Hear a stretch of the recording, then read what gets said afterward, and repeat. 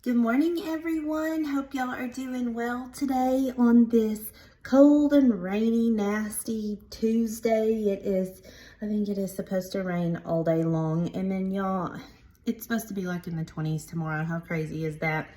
Anyway, welcome to Arkansas. But I wanted to jump on real quick. So today is exactly a week from when I started my sourdough starter. If you are one of the ones that has been following me or you're doing a sourdough starter along with me, I just wanted to give you a little update. So I have had a few little issues with mine. Now my other two, I was doing 3. I passed my other 2 off on Sunday to those people. One of them started making bread yesterday. The other one is still feeding theirs along with me. So I wanted to give you a little troubleshooting because mine has been a little bit on the wet side. And I've even adjusted like my ratio where you're supposed to feed half a cup of flour, 1/4 a cup of warm water. I've even started putting just a little bit less water in it and still doing my 1/2 cup of flour just to see if that would help. And so when that happens, we just have to be patient. The weather is affecting it. I am actually heating up my oven just a little bit, and I'm going to put it in there and turn it off, let it cool, put it in there, let it kind of get in a warmer spot. But you know, I think the weather's just having an effect on it, and I think it's just taking it a little longer, which they said could happen. And so mine is taking a little bit longer, but that's okay. We just need to be patient. And it does still have bubbles and stuff, so it's not, the starter is not dead. It's still alive. It's just taking it a little while. So y'all, we're just gonna have to learn to be patient. Boy, and isn't there a lesson there? I mean, you know, sometimes the Lord uses the funniest things to teach us, but what a lesson that is to be to be patient. We're starting something and maybe it's just not going the way we want it to go, or you know, whatever the case may be. He tells us to be patient. I mean, that's one of the fruits of the spirits. He wants a quality he wants us to have. And so, boy, isn't it hard though? I mean, it's so hard to just know and trust that it will turn out, but we want it now. And we're just, you know, our flesh starts crying out, and I just want it now. I want this prayer answered now. I want this situation to be better now, whatever the case may be. We are not a patient people, y'all. We are not a patient people. But the Lord tells us, wait upon the Lord. Wait upon him. And we all know his timing is not our timing. His ways are not our ways. His thoughts are not our thoughts. And, you know, we just have to remember to take a seat, sit back, be quiet, be still before him and let him work. We keep doing our part. We meet him halfway. We continue to pray. We continue to do our part and let him work, because he ultimately knows what's going to be best anyway. And so, man, what a lesson to just, I want this sourdough starter to hurry up, and I want it to rise, which it is. It's rising, but it's just taking it some time because I'm ready to make some bread.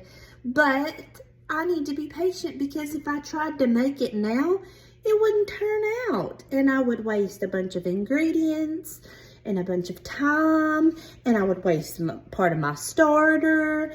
And you know, I think we do get antsy, a little bit antsy as people, and sometimes that can turn around and bite us because we think, oh, you know what, I want it this way, and I'm just gonna go ahead and do it. And sometimes we jump before the Lord, and it just, you know, it's not what he wants. And so so there's the sourdough, you know, our little troubleshooting. And I think there's troubleshooting in life too. When we're trying to be patient, y'all, we just have got to get back to realizing that the Lord knows what he's doing and his plan is best. And so, like I said, whatever the situation may be, we are wondering, are we ever going to be in a relationship? Is the Lord ever going to give us anyone? Am I ever going to get married? Am I ever going to have kids? Is this bad situation that I'm in ever going to pass? Is this relationship that is struggling, is it ever going to strengthen up and get better? Is my marriage going to get better? Or maybe you have a rough relationship with a child or a sibling or just a family member in general. Wondering, is it ever going to get better? You know, I learned this a lot whenever I lost my mom, and it was something that had to be learned because it just had to be learned. But it is true that time heals, you know. Kind of like I talked the other day about, what was I talking about? I was talking about, I can't remember. It never gets easier. It gets easier to handle. The situation might not ever get easier, but it gets easier to handle, if that makes any sense. And those of you who have been through situations and know that, you know, it just does. The Lord eventually gives you that peace that passes all understanding when you're in the midst of it. But, you know, time heals. Time heals, and that's because, you know, the Lord gives us wisdom. He gives us knowledge. We grow, you know, and sometimes in the middle of these things, whether you're, like I said, you're going through a situation right now where you just don't have the greatest relationship with someone. Maybe you've lost someone, or I don't know, whatever the situation may be. When you're in the midst of it, you're just, you know, it kind of consumes you. It really does consume you, and you think there's just no way out. It's never going to get better, but y'all just hang on. Just hang on, because it does. And I know sometimes hearing that doesn't even help, but, you know, I learned when my mom passed away, she was my very best friend. You know, I'm very close to my parents, and she was one of my very best friends. And, you know, I was 24, and I'm thinking, how does a 24-year-old girl get through life without her mama? I hadn't even hit some of my milestones, wasn't married yet, hadn't had kids. What happens when those times come? And I need that womanly figure to, you know, hold me and let me cry and give me advice, and, you know, in the midst of the situation, I just didn't know. I just didn't know how I was going to get through it. I didn't know how it would ever get easier in life to move on. And, you know, this year is 10 years. I cannot believe it. 10 years. And I look back on time, and, you know, time does heal. And I mean, it's just like it happened yesterday. But it's easier to handle because the Lord has grown. I have grown so much from that time.